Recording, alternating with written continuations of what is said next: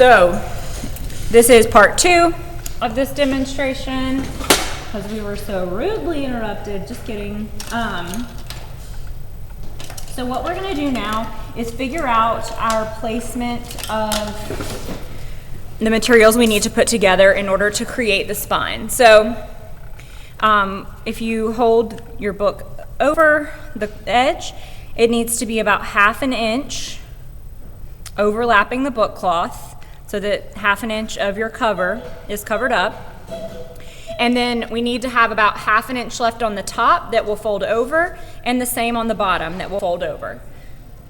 So once I get this in the right spot, I'm going to take a pencil and trace it there to give myself a template. So once I've got the glue on it, there's not a lot of guesswork. I know exactly where to lay it down. Okay. The next step will be tracing where the spine should go. And when you put the spine, you don't want to push it all the way up against it because then the book won't close. It'll just stay flat open all the time. It's basically like you'd just be making one more flat board. You've got to have some flex room between the spine and the front and back cover so that it can actually bend. If it's not there, it won't bend. So I'm going to leave about that much room, and I'm going to put make marks where the spine should go. So I have, again, once I start gluing, I have somewhere to place it without having to guess a whole lot. Once I get the glue on there, I can just sort of make sure I put it in the right place. Then lastly, the other cover should lay down, leave a margin between the spine and the cover, and draw it. So one important thing that I haven't necessarily had to worry about because my covers don't have anything on them, but it's where you put each one. So this one on the left should be your front cover. So that if the book is closed like this, I'm looking at the front and it's right side up. So the one on the left should be your front, and the one on the right should be your back, so that they're together like this with the spine, you're looking at it correctly. So make sure that when you're getting ready to glue that you've got the right cover in the right spot. Front cover on left, back cover on right. All right, now I'm gonna get these materials kind of moved a little bit, and I'm gonna go ahead and use my glue on I'm not gonna put it on the board, I'm actually gonna put it directly onto the book cloth. And remember that there's 2 sides to the cloth. One side is smooth, and that's the side I've drawn on, and the other side is more textured like a piece of fabric. The fabric should be facing out. It should be laying face down on whatever surface you're working on. So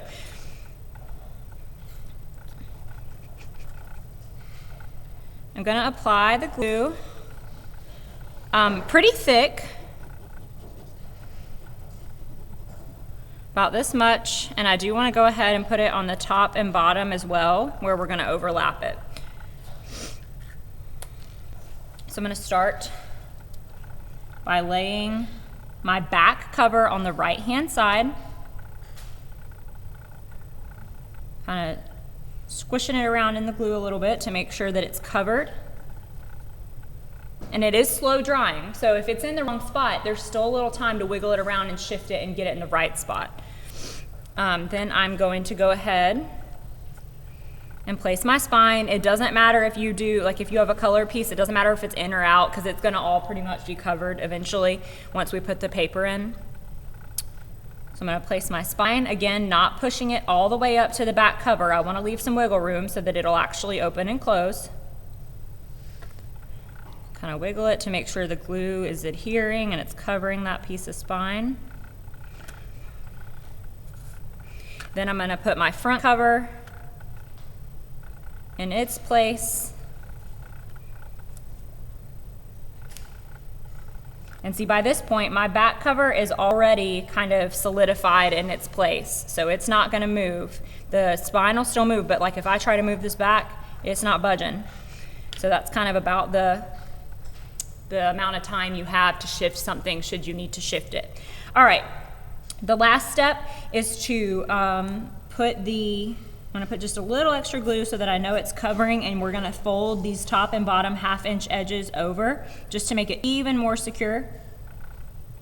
You wanna make sure it's okay even if you don't really want the glue to squish out, but it would be better for the glue to squish out than not have enough at this point.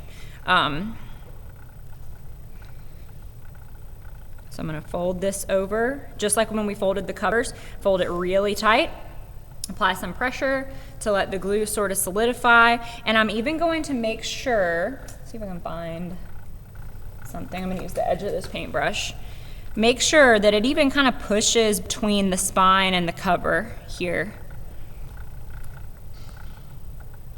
And I'll need to wash off this paintbrush because I did get the glue on it.